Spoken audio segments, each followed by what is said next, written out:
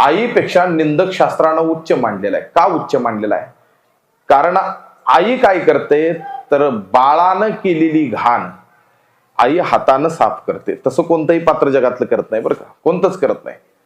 ते उलट वडील जरी त्या ठिकाणी असतील तर वडील म्हणतात अगा हे बघ शी केली या, मग त्यावेळेला कोण येते?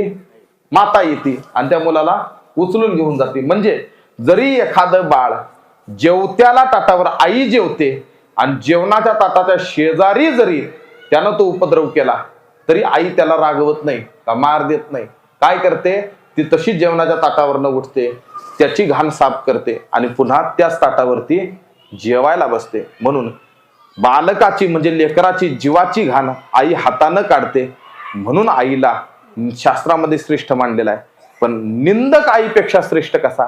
तर निंदक आपण केलेली घाण जिभेनं काढतो, म्हणून निंदक आईपेक्षा शास्त्रानं श्रेष्ठ. आता तुमचं तुम्ही ठरवायचं की दुसऱ्याची निंदा आपण करायची का नाही.